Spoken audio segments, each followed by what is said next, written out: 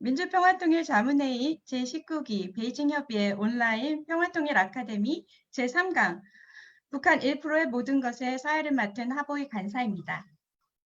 베이징협의회는 코로나19 대유행의 어려움이 전 세계에 지속되는 가운데 생활 속 거리두기 일환으로 총 15회의 온라인 평화통일 아카데미를 격주간 운영합니다. 오늘 강연에는 그중 세 번째 시간으로 평화통일 아카데미 관장 김병건 강사님을 모시고 북한 1%의 모든 것을 주제로 온라인 형식으로 준비하였습니다. 베이징 협의회 평화통일 아카데미에 참석해 주신 모든 여러분들께 감사드립니다. 즐거운 공부방 운영을 위해 줌 운영을 담당해 주시는 호주협의회 전영민 자문위원님의 기술 설명을 듣겠습니다. 안녕하세요. 민주평통 호주협의회 전영민입니다. 저희가 이번에는 플랫폼을 줌뿐만이 아니고 유튜브와 페이스북을 통해서 현재 생중계가 되고 있습니다. 본 설명은 줌을 사용하시는 분들에 한해서 안내를 시작하겠습니다. 줌을 실행시키신 후 보이시는 화면과 같이 하단에 버튼이 보이실 겁니다. 왼쪽 하단에 뮤트 버튼 그리고 비디오 스타트 버튼이 있습니다. 원활한 진행을 위해서 강연이 끝날 때까지 뮤트로 음소거를 해주시면 감사하겠습니다. 또한 미팅 영상은 현재 녹화를 하고 있습니다. 본인의 화면 전송을 스톱하시려면 스톱 비디오 버튼을 눌러주시면 되겠습니다. 만약 저희 목소리가 들리지가 않는다면 조인트 오디오라는 아이콘이 보이실 겁니다. 클릭하시면 소리가 들리게 됩니다. 감사합니다. 네, 전영민 위원님 감사합니다. 오늘 공부방 진행 순서를 말씀드리겠습니다. 먼저 베이징 협의회 서원규 회장님의 인사말, 그리고 강사 소개에 이어 재미있는 북한 이야기로 공부방을 시작합니다. 북한의 사회구조, 그들은 어떻게 1%가 되었는가, 1%의 생활, 그들의 미래에 대한 내용으로 진행되고, 그리고 중간중간 질의응답 시간을 통해 공부방에 직접 참여하시는 시간을 갖습니다. 북한 용어 낱말 퀴즈에 이어 3강 참가자 기념 촬영을 진행합니다. 공부방을 진행하며 질문 내용이 있으신 분들께서는 채팅방을 이용하여서 질문 남겨주시면 중간중간 질의응답 시간을 활용하여 진행하겠습니다. 지금부터 민주평화통일 자문회의 제19기 베이징협의회 온라인 평화통일 아카데미를 시작하겠습니다. 3강을 시작하며 서원기 협의회장님을 모시고 인사 말씀을 듣겠습니다. 네, 잘 들리죠? 네, 잘 들립니다.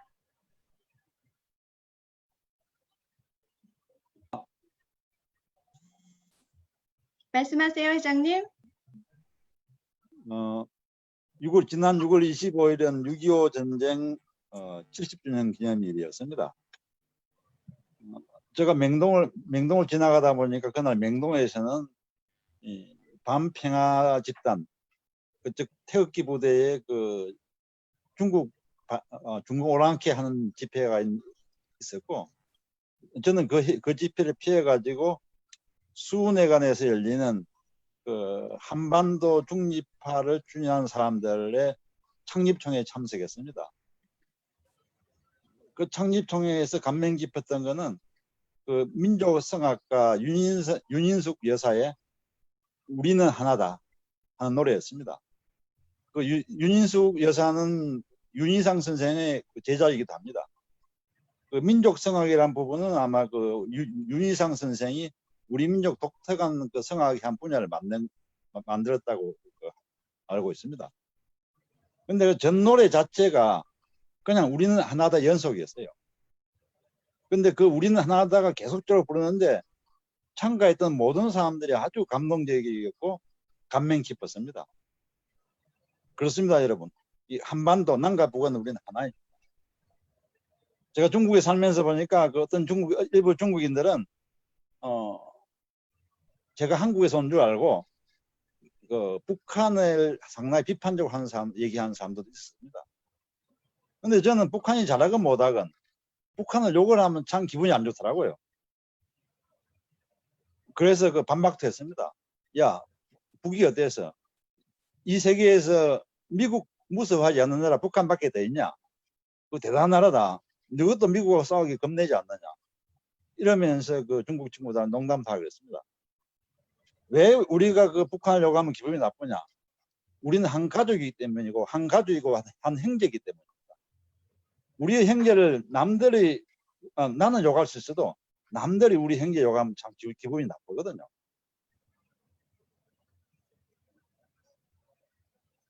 우리는 그 남과 북이 한 가족과 한 형제로서 좀 안 좋게 보이는 점도 좀 좋게 봐주고 이런 점들이 계속되면서 통일로 가까워지는 게 아닌가 하는 생각이 듭니다. 우리가 그 외세에 의해서 갈라진 지 75년 됐죠. 지금 75년이 되었는데 과거에도 하나였고 75년 분단 중인 75년 동안 분단 중인 지금도 우리 모두 민족 마음이 모두 하나라 생각하고 아마 진짜 하나가 되어가는 과정에서 우리가 이런 그 서로 이해를 하고 서로 이쁘게 봐주기 위한 그런 이 북한 발언이 또 있는 게 아닌가 하는 생각이 듭니다. 지난번 강연을 거치면서 이 북을 이해하다 보면 좀 마음에 안 드는 점도 있겠죠. 그렇지만 우리가 그것조차도 이쁘게 봐주고 그것조차도 귀엽게 봐줄 때 우리는 평화 통일의 길로 한 걸음 나가지 않는가 생각합니다. 네, 감사합니다. 네, 서원규 회장님 말씀 감사합니다. 다음은 오늘 공부방을 진행해 주실 강사 소개가 있겠습니다. 김병건 강사님은 현 민주평통 베이징협의회 대외협력분과위원장으로 본 아카데미를 이끌어 가시는 관장님이십니다. 베이징에 거주하며 통일 공부방을 꾸준히 운영해 오고 계십니다. 2020년 격주간 재미있는 주제로 다양한 내용을 준비하여 공부방을 운영해 주시는 수고에 감사드립니다. 이제 김병건 강사님께서 북한 1%의 모든 것을 주제로 강연을 해 주시겠습니다. 김병건 강사님을 모십니다. 안녕하십니까, 김병건입니다. 잘 들리시죠? 네, 잘 들립니다. 네, 아유 반갑습니다. 이 단오 마지막 오늘 쉬는 날인데 밤늦게까지 이렇게 참가해 주신 여러분께 정말 감사드립니다. 자, 오늘은 아까 그 목차대로 그 순서대로 해서 조금 재미있고 그리고 좀 여유 있게 이렇게 좀 해보고 싶습니다. 재미있는 북한 이야기 이렇게 이제 시작을 했는데요. 오늘 재미있는 북한 이야기의 주제는 한류입니다. 간단한 한류. 다음 주에는 우리가 한류를 주제로 좀 그 주제를 해서 깊게 공부할 생각인데 이번 주는 그 중에 한류에서도 그 여러분들이 잘 알고 있는 그 사랑의 불시착이 북한에서 어떤 한류에 영향을 주면서 가고 있는가. 그 사랑의 불시착이 현재에서 북한에서는 가장 인기 있는 한류 드라마입니다. 거기 중에서 저기 유행하는 말이 있어요. 네가 장군님이네? 이런 말이 있습니다. 어울리는지 모르겠는데. 그 옛날에 그 사랑의 불시착 여러분 벌써 다 보셨을 텐데 보실 때 그 누구죠? 그 리정혁 때 중대원들에게 이렇게 표창을 줘요. 세리가 이제 한국으로 돌아가면서. 근데 그 표창을 줄 때 그 표치수라고 하대요. 그 친구한테 그 친구가 이제 답변을 합니다. 그 세리한테 네가 장군님이네. 네가 뭔데 선물을 줘? 뭐 이런 의미입니다. 근데 그게 북한의 그 젊은 애들한테 아주 유행이 된답니다. 네가 뭔데 나한테 뭘 이래라 저래라 하느냐. 아니면 뭐 부모님한테도 그렇고 뭐 아니면 뭐 친구들한테도 그렇고 그 가장 핫한 그 유행어가 그거랍니다. 그래서 근데 이제 근데 장관님은 조롱하는 말 표현 같이 느껴지니까 그 많이 규제를 한다고 해요. 그래서 일반적인 그 가정 내에서는 부모님들이 굉장히 주의시킵니다. 절대 그 말 하지 마라. 너 때문에 우리까지 다 들어간다. 뭐 이렇게 얘기를 한답니다. 그 아무래도 이제 USB를 이용해서 한류를 보다 보니까 그 검열이나 처벌이 굉장히 엄격해요. 그래서 요즘은 그 하층민들은 그러니까 뇌물로 뭐 커버를 하거나 어디 커버할 수 없는 하층민들은 그 USB도 잘 못 받는답니다. 그래서 USB 한류도 요즘은 부익부 빈익빈이 되는 경향이 있는 것 같다. 이렇게 좀 보인다고 해요. 그리고 이제 청소년 교양 강화 지시가 많이 내려져 있어서 그것도 또 하나의 어려운 그 이제 상황을 얘기하는 것 같고요. 옛날에는 태양의 후예가 가장 인기 있었답니다. 우리 그 드라마 중에 그리고 그 말이 뭐 그렇지 말입니다. 뭐 이 말입니다. 그렇지 말입니다. 이런 말이 있어요 끝에. 그래서 자기 답을 이제 상대가 이야기한 거에 대해서 이제 이렇게 긍정해주는 말이죠. 그리고 이제 그런 말이 또 유행이 되게 됐다고 합니다. 예전에 그 사랑의 불시착 이전에는. 그것도 이제 USB에 의한 한류의 유행이죠. 그리고 특히 태양의 후예는 국경 경비대 인근에서 많이 봤대요. 군인들이 많이 봤대요. 근데 군관들, 장교죠. 장교들 부인들이 그 친구가 유시진이죠. 유시진을 엄청 인기가 좋았답니다. 유시진이. 그래서 유시진의 저 군관 부인들이 인기가 좋아서 군관들이 많이 고생했다는 말이 있습니다. 또 하나 재밌는 건요. 재밌다고 하긴 좀 뭐한데 2000년 이후에 출생한 아이들, 그러니까 20세 이하죠. 2020년이니까 2000년 이후에 출생한 아이들에게는 요새 북조선에서요. 북조선식 이름이 아닌 거를 개명하라고 한답니다.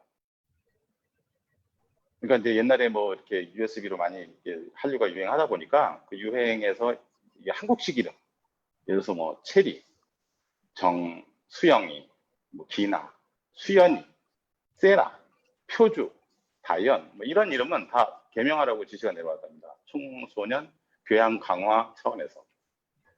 좀 씁쓸한 얘기입니다. 그리고 이제 옷차림 규찰대라고 있어요. 옷차림도 많이 통제를 하고 있고, 손전화기도 달라고 해서 검사해가지고 그 안에 한국처럼 이제 메시지를 아이들이 오갈 때 그 한국 단어를 사용하면 문제가 생기고 그렇답니다. 그래서 한류가 가장 강한데 한류에 대한 통제가 그만큼 강하다 이렇게 이제 상황이 전개되고 있다고 합니다. 자, 재미있으셨는지 모르겠네요. 제가 재밌게 해보려고 준비했는데 자, 본격적인 우리 공부 차원에서 간단하게 북한의 사회 구조에 대해서 좀 설명을 드려보겠습니다. 일단은 북한은 철저한 계급 사회입니다. 뭐 인정할 건 인정해야 되는 거니까요. 충분한 철저한 계급 사회인데요. 여기 북한의 출세 성분 해가지고 이렇게 나오죠. 핵심 군종, 기본 군종, 네. 특별 군종 있죠. 맨 위에 특별 군종, 핵심 군종, 기본 군종, 복잡 군종, 적대 계급 이렇게 5단계에 64단계로 이렇게 나눠져 있습니다. 철저하게 출신이. 이 출신에 따라서 이 미래가 딱 결정이 됩니다. 참 안타까운 일이죠. 인생 모두를 결정한다고 봐도 됩니다. 이 출신 성분이. 그게 현실입니다. 북한에. 조금 이제 설명을 해보면 이제 그냥 특별 군종은 혁명 열사, 애국 열사, 유가족. 네, 그게 특별 군종이에요. 혁명 열사라면 이제 저기 빨치산 세대를 얘기하는 거죠. 그다음에 애국 열사, 6.25 뭐 애국 열사, 그다음에 그들의 유가족. 특별 군종입니다. 가장 높습니다. 그다음에 핵심 군종은 6.25 전사자 유가족, 그리고 접견자, 영예군인, 공로자, 영예군인, 공로자는 뭐 상 받은 사람이 뭐 배우 뭐 이런 상 받은 사람들이고, 영예군인은 군대에서 어떤 피해를 본 사람들이나 아니면 상해를 입은 사람들이겠죠. 그리고 이제 접견자가 뭐냐면 빈부자를 접견한 사람들을 의미합니다. 빈부자를 접견한 사람들을 상당히 우대해 줍니다. 핵심 군종. 그다음에 기본 군종, 이거는 이제 우리 일반인들을 얘기합니다. 노동자, 농민, 군인, 지식인 일반인들 얘기하고요. 가장 많겠죠, 이것은. 그다음에 복잡 군종. 복잡한 좀 그렇다. 인구가 제일 많은 건 아닙니다. 복잡 군종은 좀 하단 단계가 좀 떨어지는 출신 성분이죠. 정치범 교화자 가족. 네. 가족입니다. 정치범 교화자는 정치범 교화소로 가겠죠. 처단자, 가족. 그리고 임대 기피자, 입대 기피자, 월북자, 월북한, 한국에서 월북했던 6.25 때든 뭐 그런 사람들을 복잡 군종으로 맨 아래 단계고 바로 윗 단계로 두고 있고요. 아예 적대 계급, 자녀분자 이게 있습니다. 월남자 가족, 6.25 때 월남했던 가족, 친일파 예전에, 그리고 간첩, 그리고 종변이 들어가 있어요. 종파분자, 종파분자라는 것은 사상범을 의미하겠죠. 지주, 예전에 지주, 그리고 예전에 사업가, 기업가, 일제시대 때 이때 성분의 사람들을 적대 계급으로 치고 있습니다. 가장 낮은 단계입니다. 이 사람들은 출신 성분상 아무것도 할 수가 없습니다. 참 사는 게 비극적인 그런 삶을 살고 있습니다. 자, 출신 성분이 상당히 철저한 계급 사회를 이루고 있고요. 그 다음에는 세습을 합니다.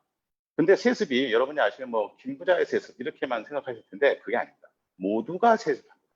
예를부터 수령부터 농부까지 모두 세습합니다. 철저한 계급 사회면서 세습 사회입니다. 간부 애들은 간부가 되고요. 간부라는 것은 이제 고급 공무원을 의미하겠죠. 농부의 아들은 대부분 농부가 됩니다. 군관의 아들은 대부분 군관이 됩니다. 보위원의 아들은 대부분 보위원이 됩니다. 개천에서 용나는 것은 불가능합니다.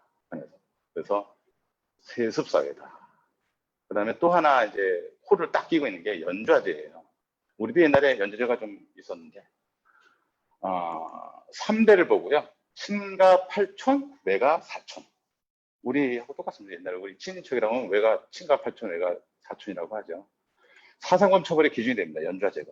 그래서 이것 때문에 탈북하는데도 상당히 곤란한 부분이 있고 정치범으로 몰렸을 때, 사상범으로 몰렸을 때 상당한 피해를 보면서 내가 죄를 짓지 않았음에도 불구하고 친인척들이 내가 무슨 죄를 졌는지도 모르고 잡혀서 정치범 수용소로 가는 그런 상황입니다. 그것이 현실입니다.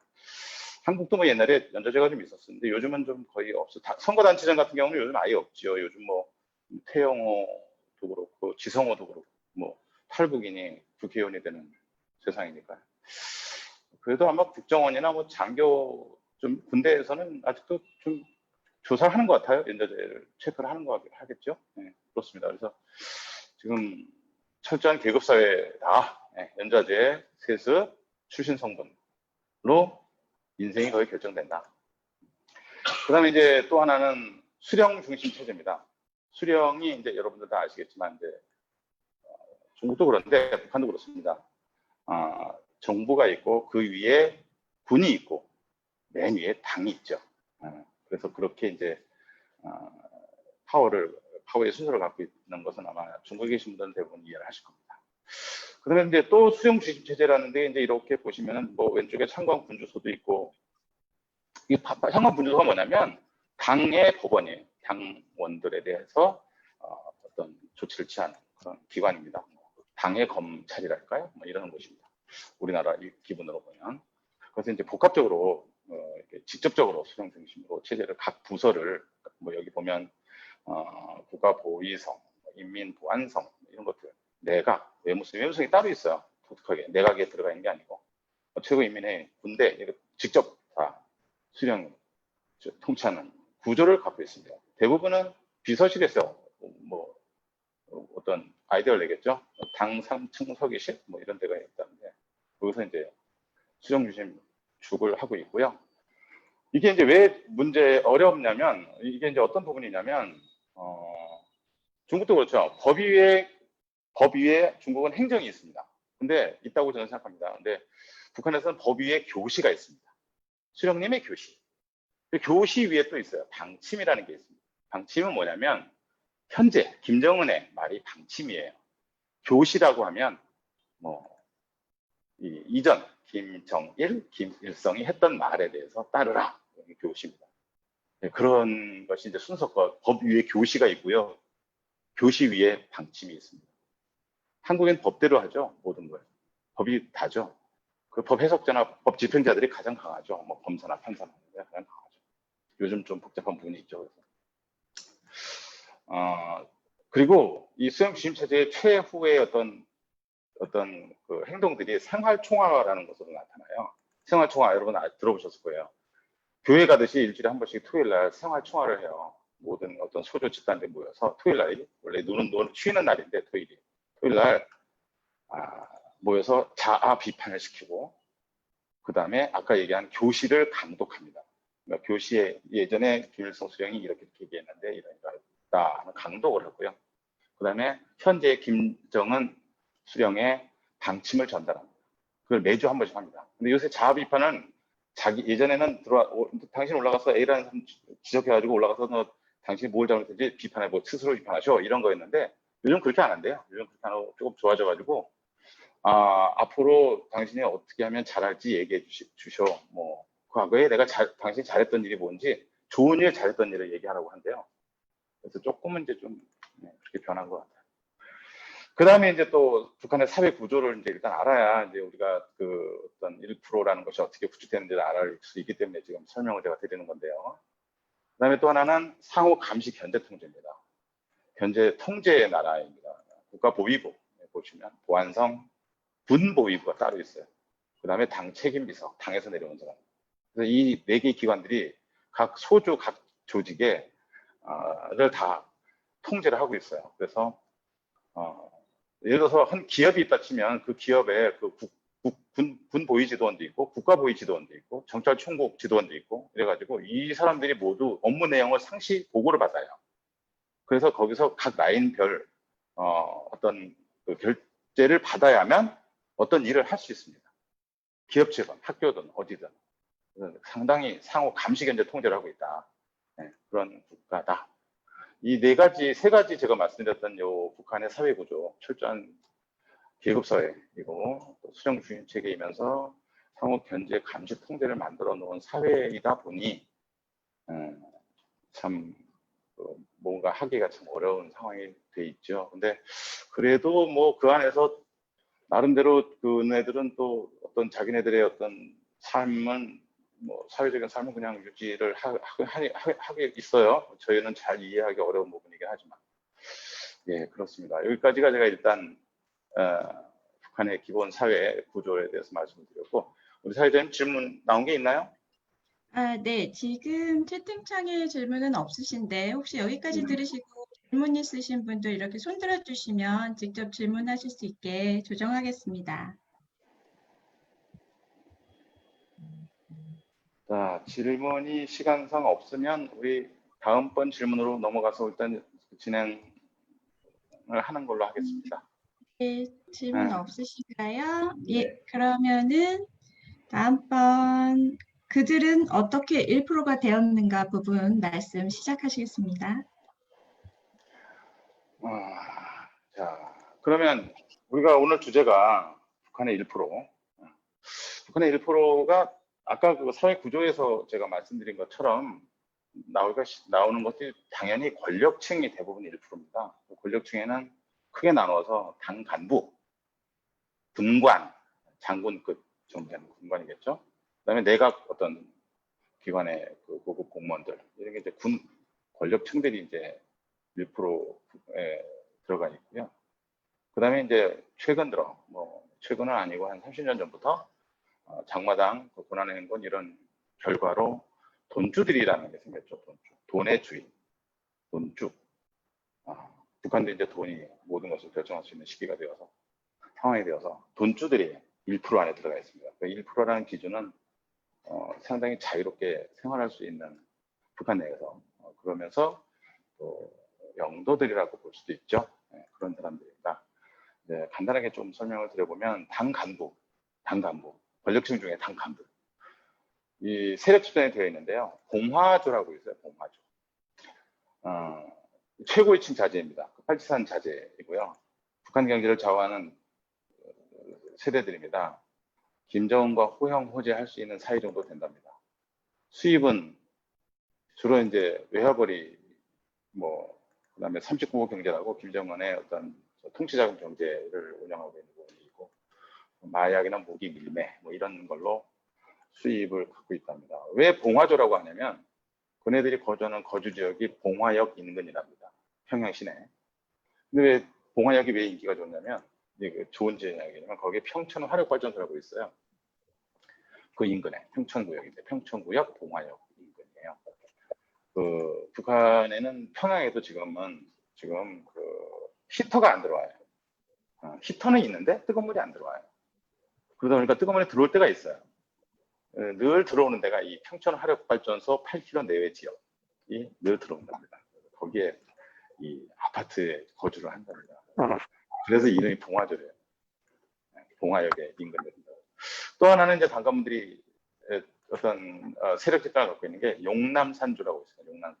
용남산이 뭐냐면 김일성 종합대 지역이 용남산에 있어요. 그래서 용남산조라고 해서 또 김일성 종합대 동창 모임이 있습니다. 그다음에 샛별조라고 있습니다. 그건 장성, 샛별, 별, 장군 자녀들. 샛별조라는 또 세력 집단이 있고 이게 세력 집단을 얘기하는 겁니다. 단간부 중에서. 또 하나는 요즘 이제 김여정이 좀 좀 뜨고 있죠. 김여정이 종합대, 그러니까 김일성 종합대 특설반에 이제 3년간 공부했는데 그때 같이 공부했던 동창들이 있어요. 여성 20에서 40명의 단체 생활하던 여성들이 있는데 그네들이 모임에 또 요즘 조직을 많이 운영하고 있는 걸로 보인다고 평가를 하고 있습니다. 그다음에 이제 군관, 지금 권력층이죠. 1%가 누구냐 도대체. 당간부의 자제들, 그다음에는 군관, 장군의 자제들, 뭐 후위사령부, 군사령부, 또는 뭐 일반 군대의 어떤 북한에는 우리나라 육사처럼 강건 종합 군관학교라는 게 있습니다. 거기 출신이 이제 일반 군대는 대부분의 그 고위직들을 갖고 있는데요. 얘네들이 이 군관, 장군이나 군 부대가 사업을 해요. 중국도 사업을 했었죠, 옛날에 군인이. 그래서 무역업, 그다음에 외화벌이로 내보내는 사업, 또 이제 외화식당, 북한 내에 외화식당 운영 이런 것도 합니다. 군대에서, 각 군에서. 각 군이라고 하면 이제 사단 위에 군이 있죠. 군단. 각 군단이 10여 개 있는 걸로 알고 있는데 그 군단들이 다 자기 사업을 합니다. 그래서 이제 수익을 얻는 거죠. 그래서 그 군단급의 장군들 이상의 수준이 되면 1%에 들어가게 되는 거죠.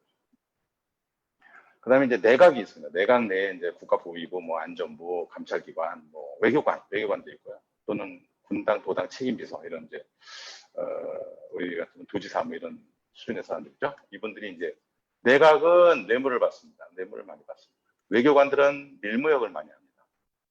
중앙당이나 도당이나 군당 뭐 책임비서들은 뇌물을 받는데 그렇게 얘기를 해요. 중앙당에서 과장급을 만나면 10,000불을 줘야 된답니다. 도당 책임비서는 5,000불 주고요. 군당 책임비서는 3,000불 준답니다. 만나서 어떤 이제 일을 하겠죠. 협의를 하는데 만나는데 그렇게 뇌물을 준답니다. 내각 쪽에서는 주로 뇌물로 이제 1%가 되는 사람들이죠. 상당히 고급 당 관료들이라고 봐야겠죠. 이렇게 이제 세 부류로 나눠지는 부분들이 이제 권력층의 1%들의 자제들, 1%입니다. 아무래도 사회주의 국가의 공산주의 세습 국가다 보니 고위 간부들이 1%에 많이 들어가 있습니다.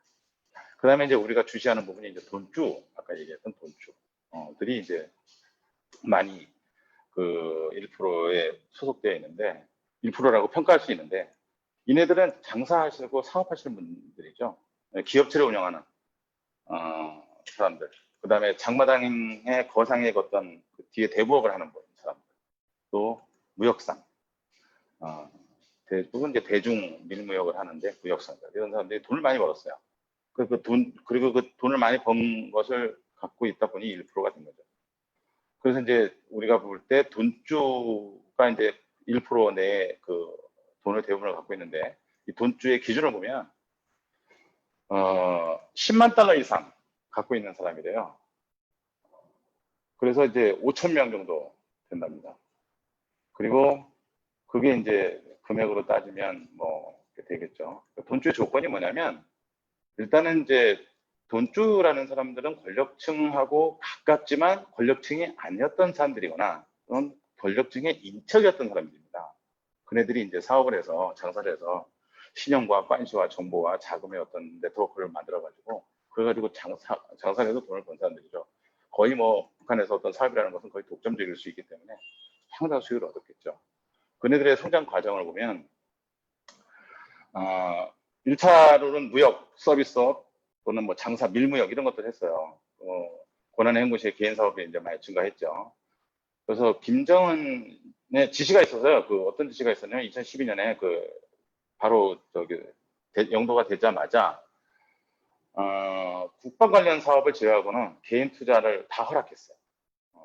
그리고 갖고 있는 달러 다 마음대로 써라. 예전에는 너 달러 어디서 났어? 너 뇌물 받았지? 아니면 뭐 어디서 나서 이렇게 뭐 부정을 했어? 이렇게 해서 이제 돈을 못 쓰는 분위기였는데 김정은이 들어오면서 이제 돈을 마음대로 써라. 그걸로 이제 어떤 시장에 장롱에 있는 돈들이 유통하도록 하는 달러를 유통하도록 하는 목적으로 그렇게 운영이 됐어요. 그래서 아무래도 이제 많은 돈들이 이제 밖으로 나와서 장마당과 돈줄을 형성하게 됐죠. 그런데 개인은 북한에서는 국영 상점이나 상점을 임대할 수가 없어요. 장마당은 가능한데 그 이외에 대형 상점이나 대형 식당은 운영할 수 없어요. 개인은 다 국가가 하죠. 그래서 어떻게 하냐면 국가가 기업에게 국영 상점을 열게 하는 그런 권리를 주었는데 그 권리를 개인이 임대합니다. 돈을 주고 그걸 왁구 준다 그러는데요. 왁구 준다고 하는데요. 그러니까 개인에게 재임대를 하는 거예요. 기관이 국영 상점이나 국영 식당을 그 명의를 임대하는 거죠. 그래서 당국과 기관의 어떤 명의를 빌려가지고 그걸 가지고 이제 장사를 하는 겁니다. 큰 돈이 들겠죠. 식당 하나 해도 굉장히 크니까요. 그 국가의 세금을 5% 납부한답니다. 그리고 나머지는 개인 이익을 추구해요. 그것이 이제 1%가 되는 돈주가 되는 과정이죠. 그리고 이제 또 2차로 보면 어떤 게 있냐면 부동산 사업, 아파트 짓는 거예요. 또 운송 사업, 뭐 많이 있죠. 방산업 투자 이런 것들을 해요. 그래서 그런 수익이 나는 것들을 가지고 이제 1%가 된 거죠. 합작 투자도 하고요. 그리고 또 하나는 대부 환전 사업을 합니다. 사금융업을 합니다. 왜 사금융업을 하게 되냐면 북한은 은행이 신뢰가 없습니다. 개인과 은행 간의 거래는 신뢰가 없습니다. 그래서 개인이 은행 거래를 하지 않습니다. 은행은 다만 기업 대 기업의 거래, 기업 대 국가의 거래, 또는 개인의 급여 이런 것들이 이제 은행으로 내놓는데 나머지는 다 은행에 저금을 하지 않아요. 다 그냥 개인 주머니 집에 보관하는 그런 상황입니다. 그러다 보니까 이 대부업이 이제 신용 거래가 없는 거죠. 국가와 개인 간의 은행과 금융과 개인 간의 신용 거래가 없습니다. 신용카드도 없죠.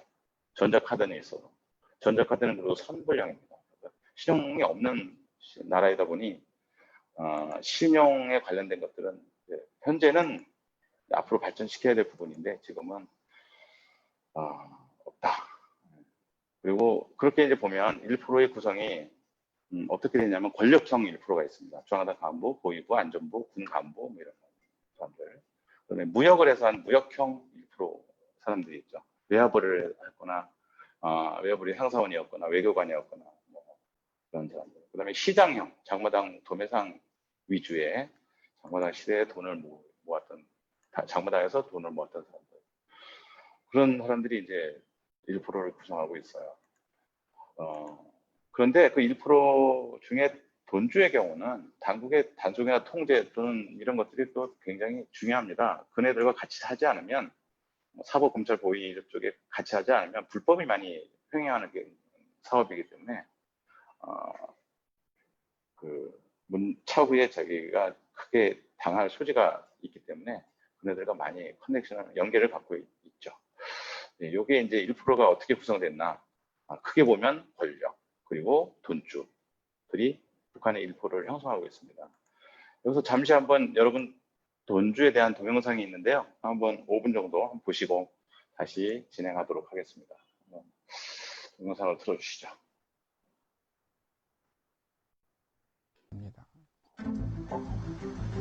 이른바 장마당으로 통용되는 북한의 시장은 지난 20년간 400여 개가 새로 세워진 것으로 추정되고 있다. 주목할 점은 이러한 시장의 성장이 북한 사회 다방면에 영향을 미치고 있다는 것이다. 가장 눈에 띄는 것은 새로운 자본가 그룹, 이른바 돈주들의 등장이다. 돈의 주인이라는 뜻을 가진 돈주. 이들은 대형 고급 아파트에 살면서 외국산 전자제품과 사치품 등의 소비를 즐길 정도로 자본력을 갖추고 있다고 한다.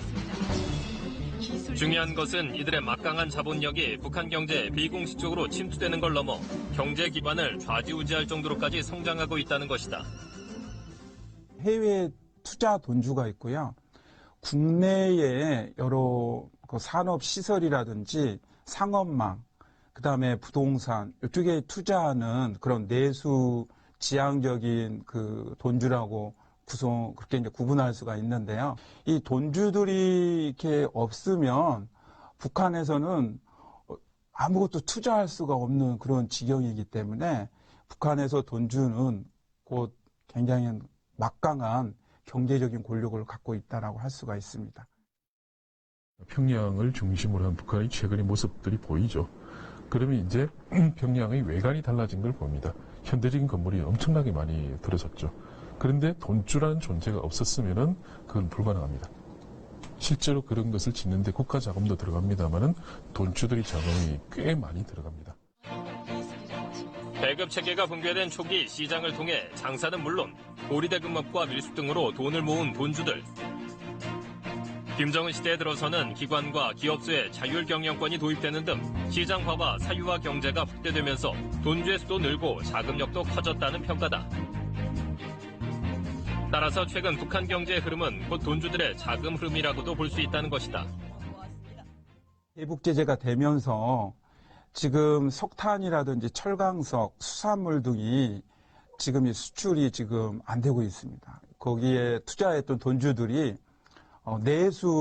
내수 어떤 투자로 지금 이렇게 돌아오면서 북한 내부에 현대식 기업소라든지 아니면 뭐 수영장, 그다음에 상점, 그다음에 식당, 그다음에 부동산, 아파트를 건설하는 측면에서 엄청난 그 활성화를 지금 하고 있고요. 실제 최근 해산 지역에도 과거엔 찾아보기 힘들었던 고층 아파트들이 시장을 중심으로 대거 들어섰다. 이렇게 돈주들이 건설한 건물의 거주권 매매 가격은 주변 시세보다 몇 배는 높다고 말한다. 또 주변에 있는 집들은 비싸고 또 시장이 멀리 있는 주변 쪽에는 집이 엄청 싸고 그래요. 제가 있을 때까지만 해도 집은 그 중국 돈을 환산했거든요. 그 시장 그 주변 쪽의 집들은 단층집 같은 것도 그 4만 5만까지 했대는데 아파트는 10만 이상 했어요. 중국 돈으로. 근데 저 주변 쪽에는 그 중국 돈 15,000부터 뭐 무슨 2만 원 이렇게까지 했는데 김정은 정권이 이러한 시장화 기류에 편승해 가고 있다는 점을 또한 눈여겨봐야 한다고 전문가들은 진단한다. 김정은 정권 들어 서구식 백화점을 본뜬 고급 상점이 잇따라 들어섰고 구매력을 가진 부유층을 겨냥한 고급 식당과 미락시설도 성업 중이다.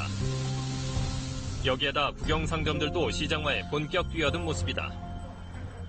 사람들이 일상생활에 필요한 모든 상품들을 팔아주면서 다른 상점들보다 이 봉사 시간을 연장하고 이 가격을 합리적으로 정해주면서 품질을 담보해주면 이민들이 좋아할 것이라고 보고 이 사업을 시작하게 되었습니다. 국영 부분들이 시장을 받아들이면서 새롭게 대응하고 있는 것이 김정은 시대의 큰 특징입니다. 보통 뭐 광복지구 그 상업 중심 같은 경우라든지 현대적인 백화점 같은 것들은 대부분 다 저희들은 시장 가격으로 움직이는 것으로 파악이 됩니다. 그 이야기는 뭐냐 하면은 북한에서 시장화의 주체들이 물론 민간도 있습니다만 국영 부분들이 상당히 중요해지고 있고 그리고 앞으로 더 커갈 수 있는 부분들입니다. 조선노동당은 경제 건설에 총력을 집중할 때 대한 전략적 노선을 제시하였습니다. 사회주의의 전면적 부흥을 위한 경제 건설 대진군을 힘있게 다구쳐 나가야 하겠습니다. 지난 9월 북한은 정권 수립 70주년을 맞아 경제건설 총력에 집중할 것을 다시 한번 강조했다. 최근 김정은 위원장의 현지 지도에서도 경제 시장화에 대한 관심을 읽을 수 있다는 평가다. 해외 자본이 유입돼야 하는 특구건설 현장은 물론 국내 생산 공장을 자주 시찰하고 있는데 북한의 시장화를 단순히 유통에서만 멈추게 하지 않겠다는 의지라는 것이다. 예전에는 중국산 제품들이 많이 있었는데요.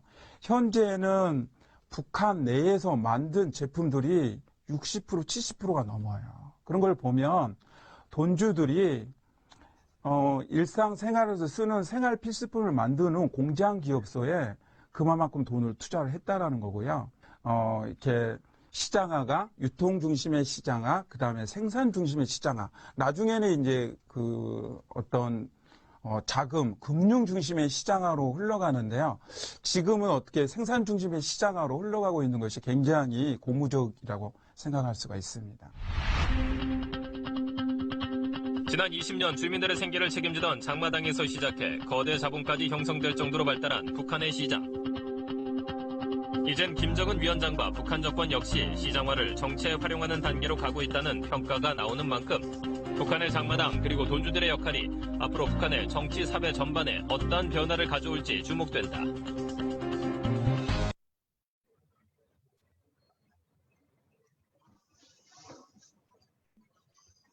네, 영상이 다 끝났나요? 네, 그러면은 저희 조금 네. 질문이 들어와 있는데요. 네. 제가 질문 읽어드리고 그 질문하신 위원님들 이렇게 뮤트 풀어가지고 직접 이렇게 대화 나누시면서 조금 답변도 주시고 의견도 좀 나눠보시고 하면 좋을 것 같아요. 예, 저기 케이프타운 아프리카 협의회 이은상 위원님 질문 주셨는데요. 외국인이나 남한으로부터 귀화하는 이들은 어느 계급에 속하게 되나요? 북한 계급 사회 안에서 교육의 기회는 어느 정도 열려 있나요? 출신 성분이 낮더라도 영재나 수재가 있을 경우 혹은 가령 예체능 계열의 특별한 재능이 있다면 어떤 조치가 있을까요? 특별 전형이라던가 이런 혜택이 있는지. 이은상 위원님도 뮤트를 잠깐 풀어주시고 같이 말씀하시면 좋을 것 같아요. 네. 네, 반갑습니다. 강의 준비해 주신 위원님께 감사드리고요. 네. 안녕하세요. 제가 한번 간단하게 한번 말씀을 드려볼까요? 일단은 외국인이 여러 분야가 있죠. 제일교포가 있고 또 그 이외에는 그 중국인의 화교가 있죠. 네. 중국인의 화교는 외국인입니다. 외국인인데 북한에 거주하는 사람들이고 외국인 대우를 받고 살고 있지만 북한의 법이 워낙 엄격해서 그 법에서 저촉되면 북한 법에 따라서 상당히 제재를 받는 걸로 알고 있고요. 제일교포는 상당히 여유가 있는 걸로 알고 있습니다. 평양에서도 평양의 옷이 예를 들어서 일본제가 더 유행을 많이 하거든요. 한국제보다. 그런 걸로 보면 제일교포들이 많이 디자인 어떤 유행을 리드하는 것 같다라고 생각이 되고요. 교육 기회 쪽은 얘기가 길어지는데 그렇습니다. 일단은 북한에서는요, 출신 성부도 좋아야 되고요. 좋은 학교를 가려면 출신 성부도 좋아야 되고 성적도 좋아야 되고 돈도 있어야 됩니다. 뇌물을 줘야 됩니다. 그래야 좋은 학교 갑니다. 이 세 가지가 더하기가 돼야 돼요. 그래서 교육 기회라는 부분에서는 교육은 받을 수 있는데 그네들이 교육을 받다 보면 나중에는 한계를 느껴서 포기한다고 합니다. 집안에서도 포기하고 돈이 너무 많이 들어가니까. 그 다음에 이제 학생들도 어떤 자존심이랄까 이런 부분에서 적정한 대로 그냥 가려고 하는 그런 의식을 갖고 있다고 제가 알고 있습니다. 그리고 특별히 예술적으로 뛰어난 애들이 우리가 생각할 때 신동이 있나요? 사실 가르쳐야 되거든요. 그러니까 예를 들어 음악을 잘한다, 미술을 잘한다, 뭐 이런 거는 실제로 그런 기회가 있어야 잘할 수 있는데 그 기회가 돈이 있어야 기회가 생겨요. 그래서 신동도 돈 있는 집안에 태어나면 좋은 학교 갈 수 있다고 생각합니다. 또 뭐 궁금한 거 말씀해 보시죠, 우리 위원님. 네, 김영건 위원님 고맙습니다. 우선은 됐고요. 좀 마음이 아프네요. 거기나 네. 뭐 한국이나 세계 여러 곳의 나라들에서 뭐 비슷한 상황인 것 같아요. 꼭 북한만 그런 것이 아니라. 고맙습니다. 네, 감사합니다. 네, 감사합니다. 다음은 LA 협의회 이상훈 위원님 질문 주셨는데요. 아까 이제 강연하시다가 일부 답변은 네. 나온 것 같아서 의견을 주신 건데, 출신 네. 성분의 높낮이와 경제적 부유함은 일치하나요? 적대 계급 자녀 분자 계급의 경우에는 돈을 벌어 모으기 힘들 것 같네요. 그리고 배정희 위원님도 은행에 배정희 위원님도 이렇게 말씀을 주셨습니다. 은행에 저금도 안 한다 보니 돈이 모을 기회도 없을 것 같아요. 네. 그래서 지금 두 분 이렇게 뮤트 풀고 같이 조금 말씀 나눠보시면 좋을 것 같아요. 이상훈 위원님, 배정희, 일본 중부협의회 배정희 간사님. 네. 안녕하세요. 네, 안녕하십니까. 예, 반갑습니다. 지금 질문 주신 내용이 이제 제가 말씀드린 거에 좀 나와 있는 것 같고요. 조금 특이한 부분은 이게 있습니다. 북한에서는 돈이라는 개념이요. 우리나라 돈이 아닙니다. 그러니까 우리 배급과 돈이 있어야 정말 제대로 물건을 살 수 있는 원래 구조였죠. 근데 이제 그 장마당에 대체하고 있는데 그 배급 없이 장마당에서 살 수 있는 돈을 마련해야 되다 보니까 뇌물이라는 게 생기게 됐고요. 권한해본 때. 근데 대전제가 뭐냐면 북한에는요. 돈이 필요 없다고 생각을 해요. 북한 정부가. 북한이라는 사회주의가. 돈이 크게 필요 없다. 우리가 배급 다 해주는데 왜 돈이 필요하냐 이런 개념이죠. 그래서 돈에 대한 관념이 예를 들어서 벌금이 없습니다. 네.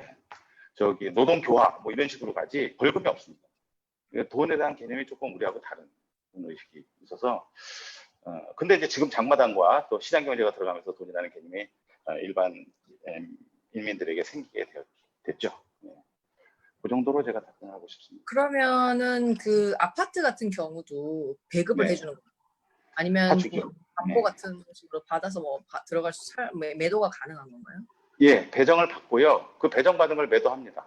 그런데 요즘에 이제 저기 돈주들이 부동산 개발을 하잖아요. 그럼 부동산 개발을 하면 그 약속이 돼 있어요. 예를 들어서 30%는 정부에 주고 30%는 돈주가 투자한 돈에 회수하고 나머지 30% 이익을 이제 돈주와 개발자들이 나눠 갖는다. 이런 구조가 돼 있어요. 그래서 한국하고 비슷합니다. 근데 이제 전혀 다른 개념은 땅이 이제 무료로 주니까 건물 짓는 값은 돈주가 되고 그리고 이제 30%를 예를 들어서 50%가 될 수도 있고 30%가 될 수도 있는데 그것은 정부가 가져가요. 근데 재밌는 게 있어요. 그게 이제 배치를 해주나요? 집은 원래 배치를 해주죠.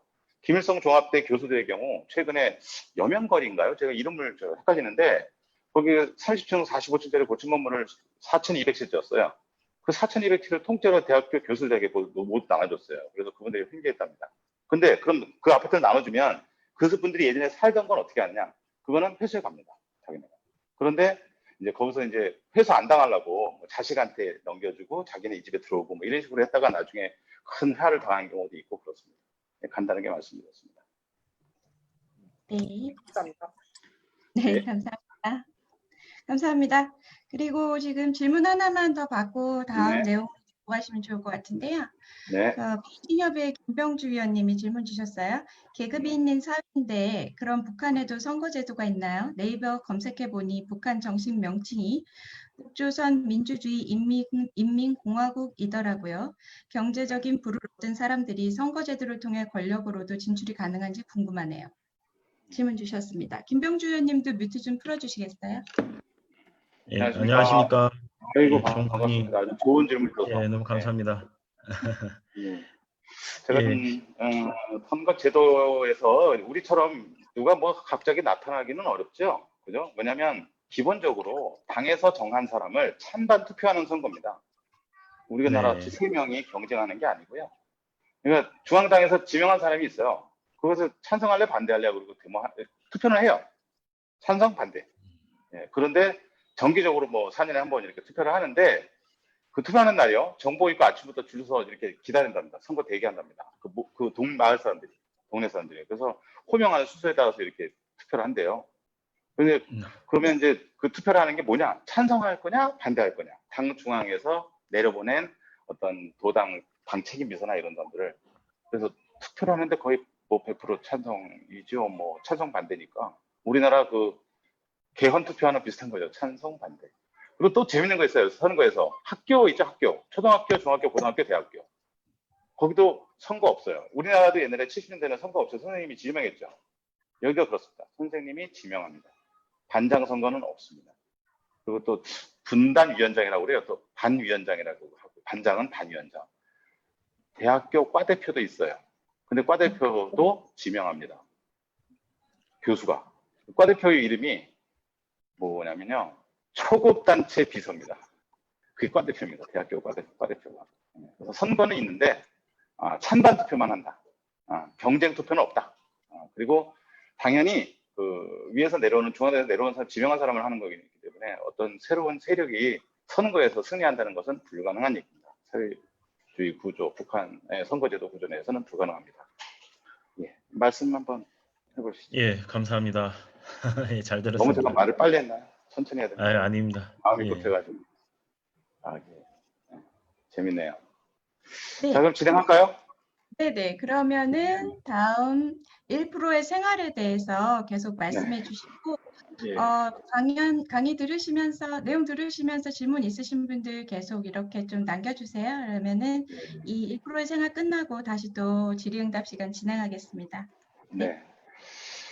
예, 질문이 재미있어서 시간이 많이 끌리네요.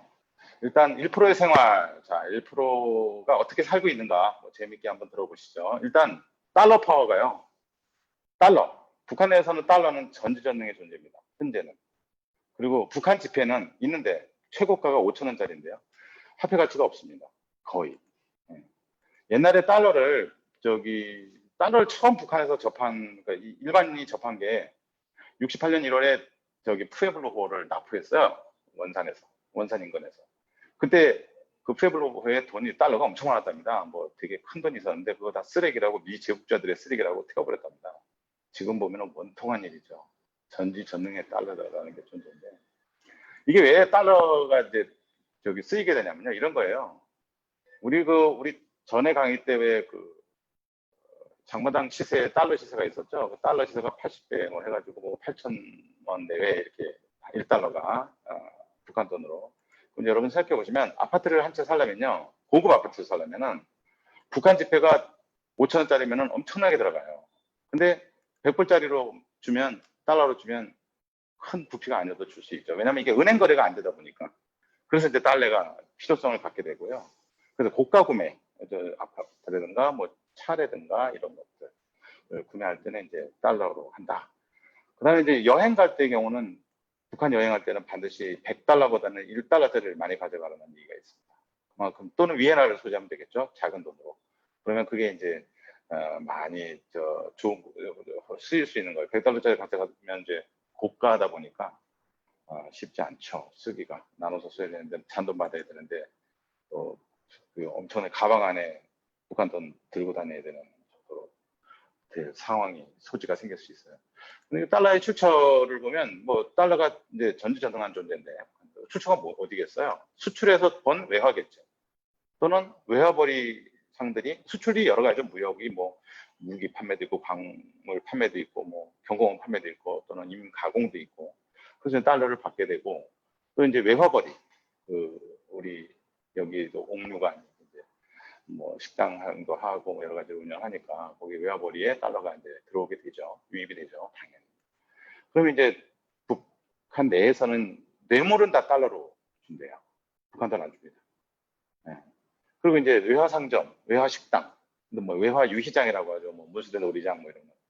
또 이제 그런 데에서는 다 달러로만 쓸 수 있어요. 그 북한 돈은 배급표와 같이 만 쓸 수 있어요. 그러다 보니까 달러가 훨씬 유리하죠. 쓰기가 편하죠. 달러를 많이 사용하게 돼 있고요. 또 장마당에서 당연히 그 암달러 사람들이 달러를 팔고 있고, 사고 팔고 있고요. 교환하고 있고요.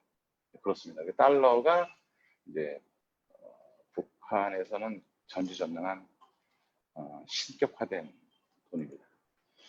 그럼 이제 그러면 1%라는 기준이 뭐냐? 도대체 1%가 뭐 어느 정도 인원이면 뭐냐? 일단 특권층인데요. 북한에서는 현재는 돈하고 권력, 이 두 가지가 합쳐지면 모든 것이 다 할 수 있습니다. 상상을 초월할 정도 모든 걸 다 할 수 있고요. 예를 들어서 길을 가도요. 김부자 가는 길이 따로 있고, 도로가 달라요. 김부자가 다니는 도로.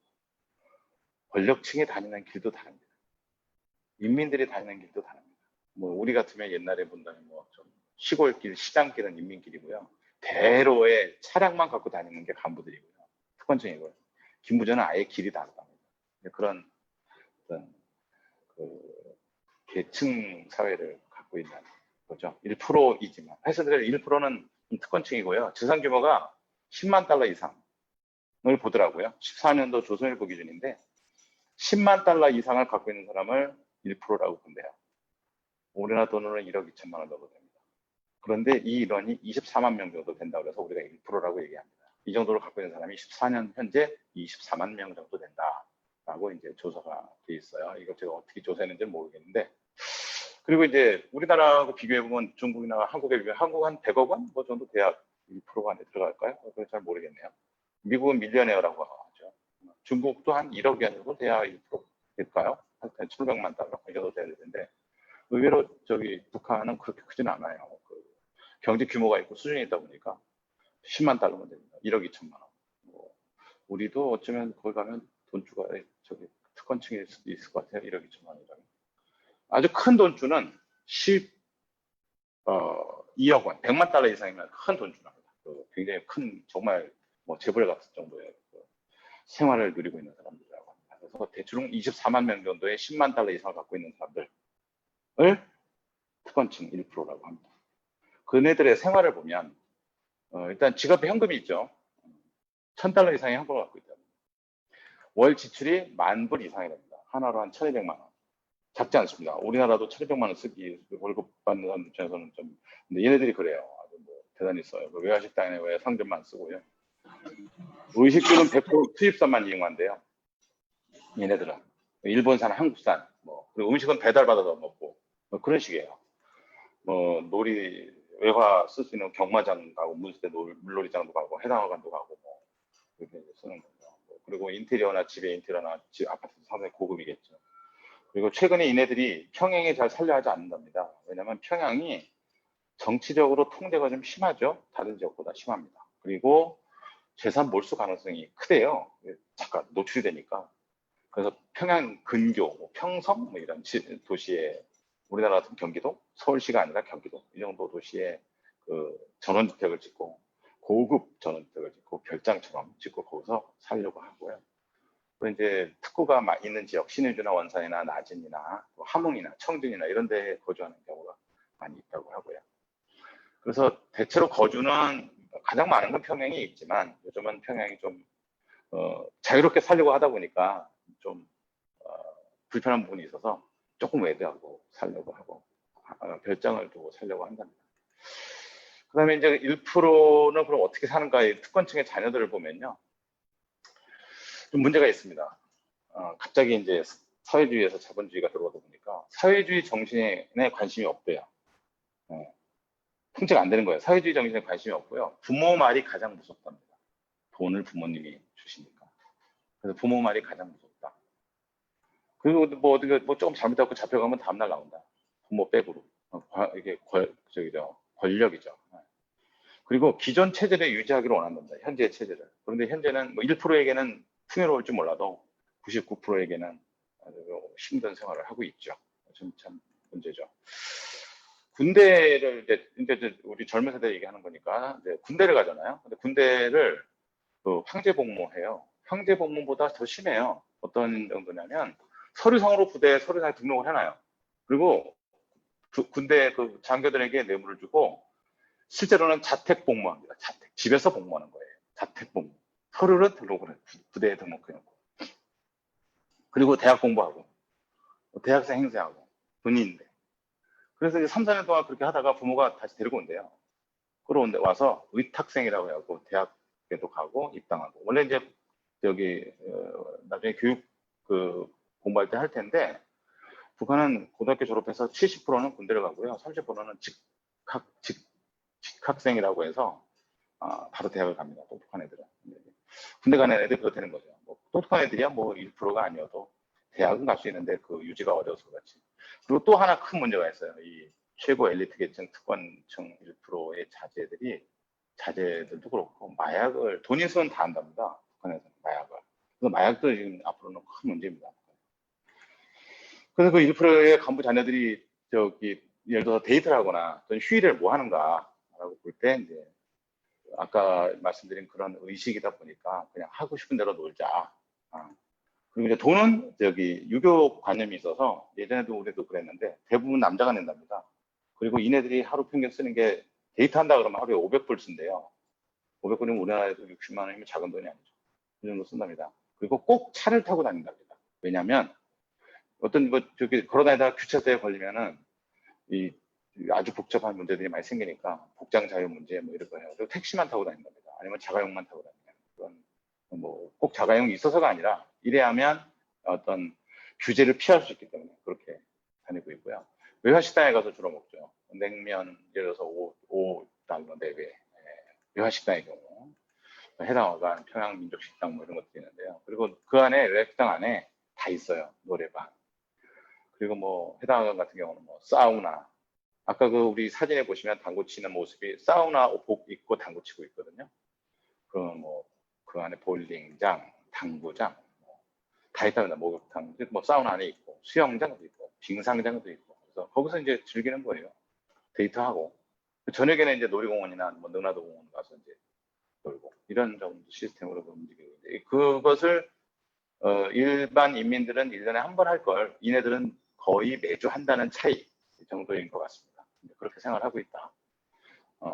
그렇게 생활에 대해서 1%의 생활에 대해서 이제 설명을 좀 드렸고요.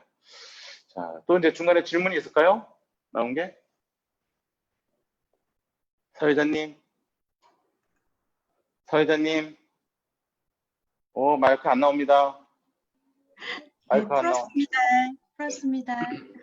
질문이 들어와 있습니다. 네, 어렵지 않아야 될 텐데. 네? 북유럽협의회 한의형 스칸디나비아 지회장님 질문 주셨는데요. 네. 언론에서 북한을 엘리트층이라고 칭하는 그룹에 돈주들이 포함되어 있는 건가요? 이렇게 남기셨습니다. 한의형 지회장님 뮤트 좀 풀어주시겠어요? 네, 안녕하세요. 네, 반갑습니다. 안녕하세요. 네, 반갑습니다. 네, 갑자기 생각이 났어요. 네. 예. 그러니까 지금 엘리트층에 돈주가 있는가?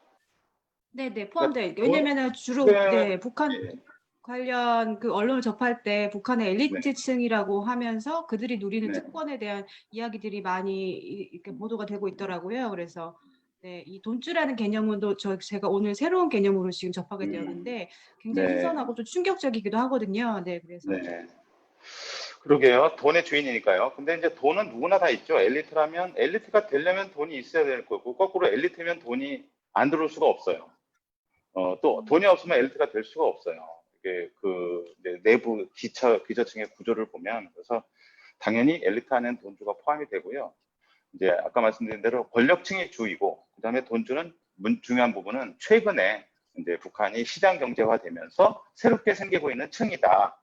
그래서 이제 돈의 주인 층이다. 어떤 돈을 많이 갖고 있는 층들이 상업적으로 생겼다라는 의미에서 이해를 하시면 될 것 같습니다. 당연히 그네들과 권력층들이 결착을 해서 그네들이 엘리트층이라고 보고요.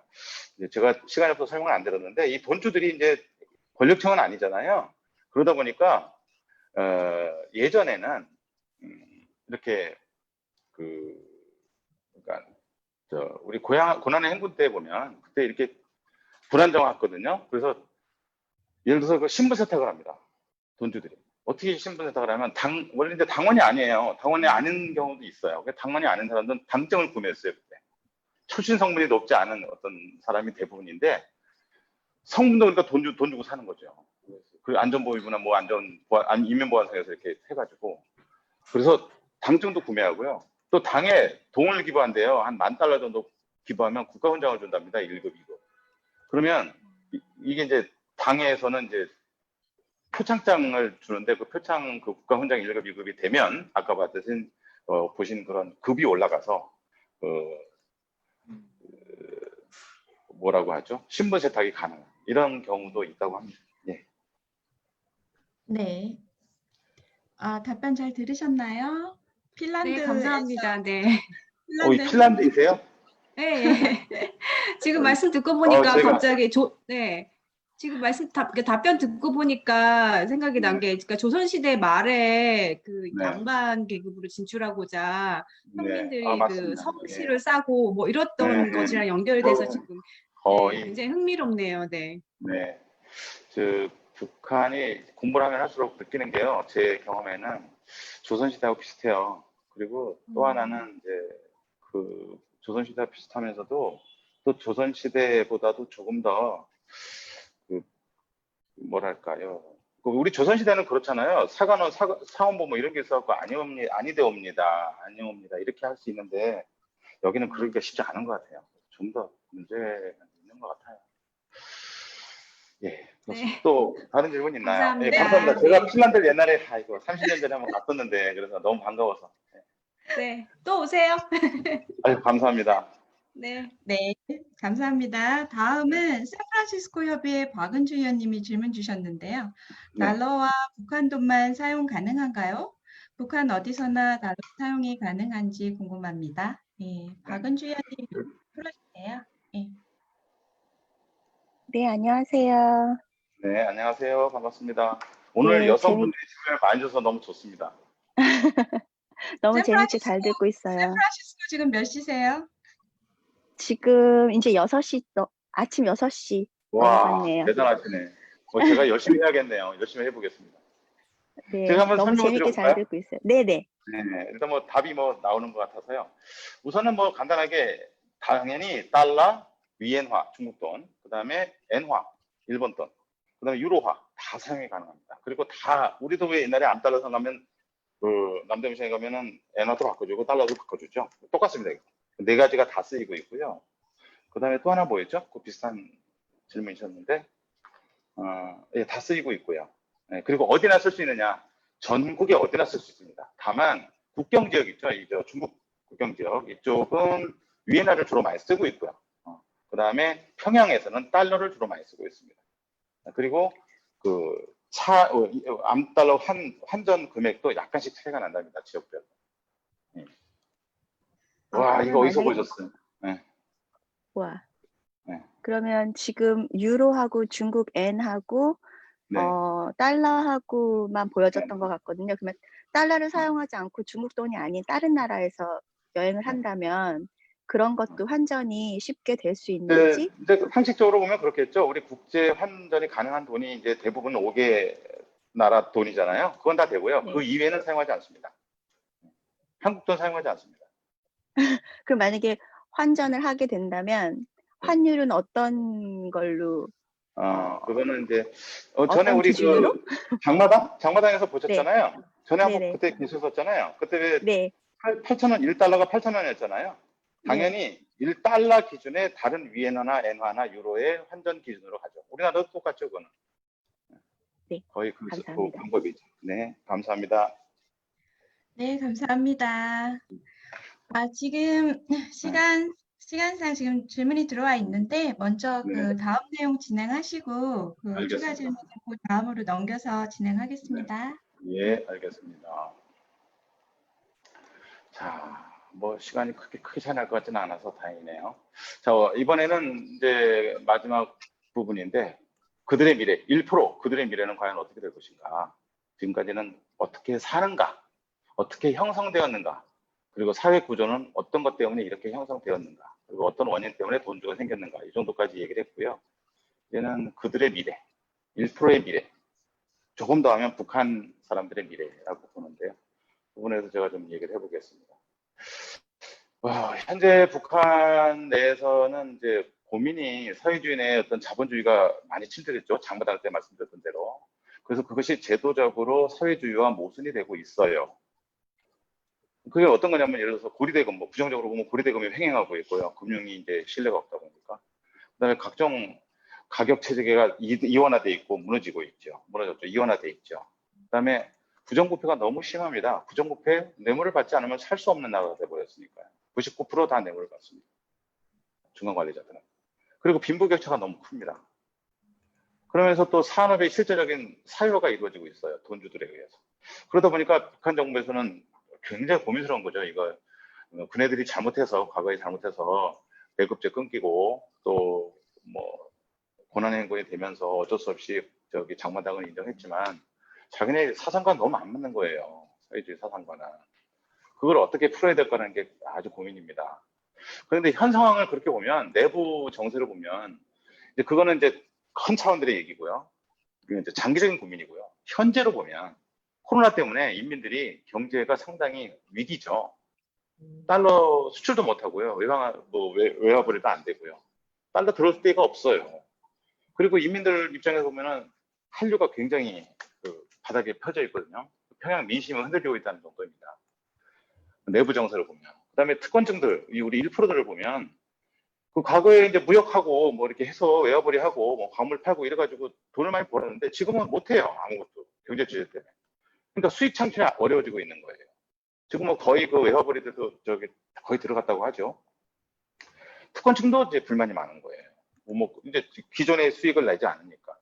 그다음에 통치자인 김정은이나 또 정부도 달러가 고갈되고 있어요.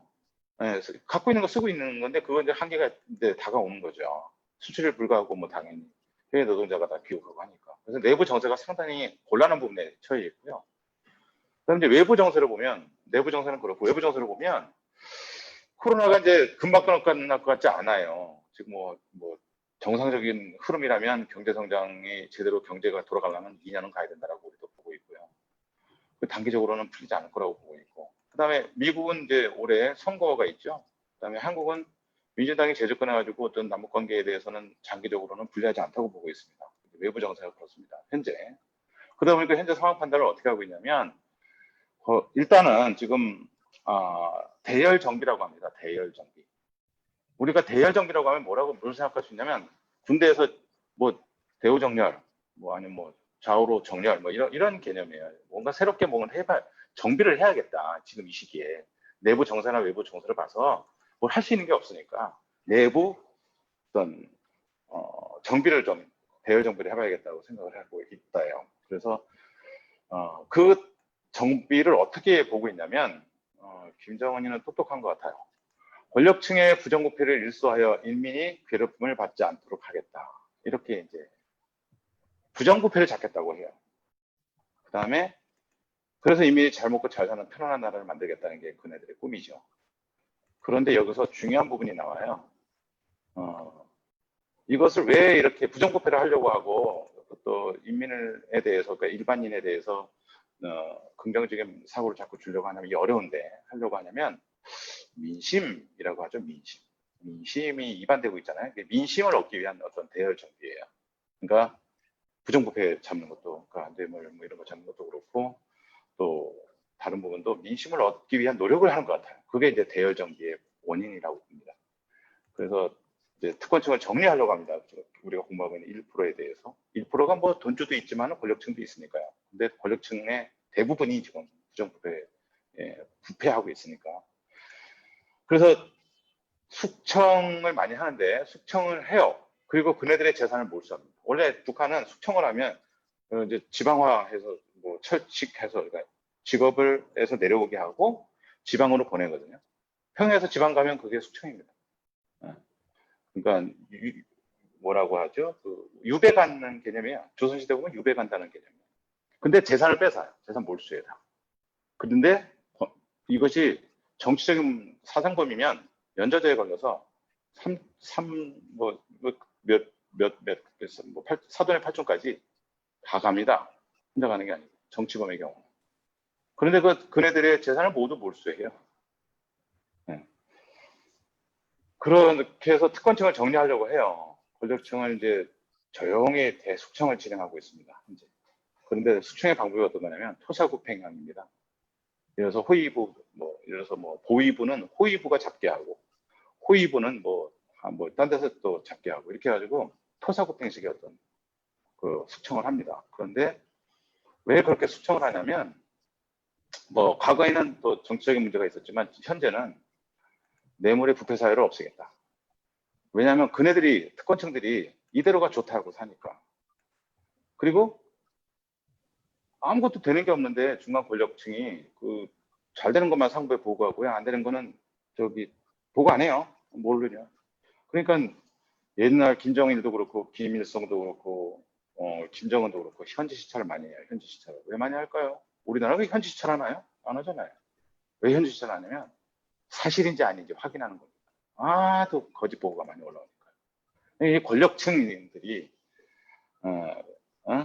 이대로가 좋다, 그리고 자기네는 부익부 빈익빈으로 잘 살고 있는데 그것의 원인이 뇌물이고, 또 정부하고 또 영도하고, 그다음에 인민은 가난하고 권력층만 잘 살고 있는 이런 상황. 마약 아까 얘기한 대로 돈 있으면 다 하고, 이게 지금 문제가 많아요. 특권층이 북한에. 근데 왜 그랬을까요? 풀어주질 않으니까 그랬겠죠. 이게 좀 자유롭다면 그렇게까지 가지는 않았을 텐데. 하여튼 그렇습니다. 그래서 그런 문제점에 대해서 큰 우려를 하고 있고, 그것에 대해서 숙청을 진행 중입니다. 조용히. 그리고 인민 대중들에게는 사상 투쟁을 시키죠. 전개해서. 왜? 아까 말씀드린 한류예요. 한류를 예방해야만 한다. 한류가 있으면 이게 사상 투쟁이 안 돼요. 예를 들어 지금 같은 경우에 코로나 때문에 거기도 다 코로나 방학이죠. 코로나 때문에 방학을 하고 있는데요. 그러다 보니까 조직 생활이 안 되는 거예요. 학생들이 또는 단체들이. 남는 거 시간이에요. 우리나라도 그렇죠. 남는 거 시간은 아닌가? 잘못 얘기했나? 하여튼 인터넷, 우리나라는 인터넷도 할 게 있고 게임 할 게 있고 많이 있는데 얘네는 그런 게 별로 없어요. 재미도 없고. 그러다 보니까 남는 시간에 한류가 아주 대유행을 하고 있습니다. 현재. 코로나 한류예요. 코로나 한류. 그래서 이걸 대내 단속을 해야겠다 생각을 하고 있어요. 인민대중에게는. 그래서 그걸 어떻게 하고 있냐면 지금 뭐 4월 17일 이제 2달 전이죠. 4월 17일부터 등교를 했어요. 대학하고 고등학교 3학년하고. 이게 고육지책입니다. 우리도 4월 17일 등교 못했습니다. 얘네 등교했어요. 뭐 말로는 코로나가 없어서 등교한다고 그러는데 그런 것보다는 머리 큰 청년들이 한국 드라마만 남는 시간에 하니까 그거 참 복잡한 거죠. 예, 그래서 그렇게 해서 한류를 예방하면서 사상투쟁을 하고 있다. 사상투쟁을 전개하고 있다. 인민대중을 위해서는. 그 다음에 특권층은 지금 부패를 잡고 있다. 숙청의 그 패턴이 바뀌고 있어요. 그래서 어떻게 바뀌냐면 과거에는 사상범이나 황색주의자, 뭐 자본주의자, 아니면 뭐 간첩 이래가지고 숙청을 했는데 최근 19년 하반기부터 하노이 회담 이후부터 부정부패로 잡습니다. 숙청은 부정부패. 안 걸린 놈이 하나도 없습니다. 부정부패의 대표적인 뭐 사람이 한성열 외무상, 뭐 비평의 노동당 간부부장 이런 사람들인데 숙청으로 잡는 것이 부정부패로 잡아요. 이거는 이제 패턴이 크게 숙청의 패턴이 변한 겁니다. 그리고 이제 최근에 보면은 대남령 발표문을 인민에게 발표하는 거 보면은 인민에게 발표하죠. 그리고 군중대회를 해서 인민에게 어떤 사상교육을 위해서. 그래서 대외 발표문은 원래는 조선중앙통신에서 항상 이용했었는데 지금은 노동신문에 발표합니다. 인민도 알아야 된다 해가지고. 이것도 민심을 얻기 위한 어떤 조치가 아닌가 생각이 듭니다. 그래서 어떤 결과가 나오냐면 남북관계를 긴장관계를 유도하려고 이번에 했어요. 대열 정비에 어떤 활용하기 위해서 그 탈출구를 나중으로 돌려서 남북 공동연락사무소를 폭파했죠. 그리고 뭐 군대에 일임한다 해야지 뭐라고 하겠다 그렇게 나왔어요. 근데 결과적으로 대반전이 일어났죠. 대남 군사행동을 계획을 보류하겠다라고 발표를 했죠. 왜? 우선 대외적으로는요. 왜 그렇게 발표했을까요? 갑작스럽게 대남 군사행동을 할 걸로 예상했었는데 모두가 지속할 것으로. 대외적으로는 일단 성공했습니다. 대남에서 어떤 존재감이 생겼고 남북 직접 사업을 개시할 수 있는 분위기가 조성됐어요. 어느 정도 될 거라고 봐요. 삐라도 중지됐고 핵무기라고 생각하는 삐라가 중지됐고 또 미국에도 경각심을 줘가지고 한미 워킹 그룹에 대해서도 뭐 문제 제기를 하고 스스로 한국이 문제 제기를 하고 있고 대외적으로는 약간의 성공을 한 것 같아요. 이 남북 공동연락사무소 폭파에 의해서. 근데 대내적으로는 좀 문제가 있습니다. 겉으로는 군중 집회하고 뭐 불순물 녹화물 단속 뭐 이렇게 하고 코로나 단속 이렇게 뭐 코로나 단속반 이렇게 만들었어요. 코로나 단속반이 뭐냐면 코로나를 단속한다고 하는 게 말은 그런데 사실은 한류를 단속하고 있거든요. 그 내부적으로 폭파를 하고 나서 남북 공동연락사무소를 폭파하고 나서 여론조사를 했답니다. 내부적으로. 거기도 여론조사를 합니다. 실제로 어떤 생각을 갖고 있는지에 대해서 몰랐던 것 같아요. 어떠냐면 민심이 이반하고 있는 거예요. 오히려 왜 최후의 보루인 한국을 적대시하여서 마지막 희망을 부수었다. 폭파시켰다. 북한에서 오히려 더 내부적으로 경악하고 있답니다. 민심이. 그래서 민심이 이반하고 있어요. 심지어는 어린 놈들이 뭐 나라를 망치려 하는가 이런 말을 한답니다. 근데 그거에 김정은이 다 알아요. 그네들도 바보가 아닙니다. 여론조사합니다. 진짜 마음으로 여론조사합니다. 그래서 내내적으로는 우리가 하려고 했던, 그네들이 하려고 했던 그 인민대중의 어떤 사상투쟁 전개, 뭐 군중대회를 겉으로는 하면서 실제로는 내부적으로는 목표 달성에 실패했습니다. 그래서 갑작스러운 대남 군사행동을 보류했다고 판단이 됩니다. 그걸 발표하기 전에 아마 발표 전날 밤에 김정은 측근들이 아마 엄청난 난장 토론의 내부적인 토론을 했을 거라고 저도 생각이 됩니다. 그러면 그랬을 때 그들의 미래가 어떻게 가질까? 우리가 재밌는 게 봐야 될게요. 1%의 아사자가 발생하는 시기가 고난의 행군이었고요. 그 시기에 1%의 특권층이 생겼습니다. 돈주도 생겼고요. 뇌물도 그때 생겼습니다. 그전에는 뇌물이 별 필요가 없었어요. 그 묘한 아이러니입니다.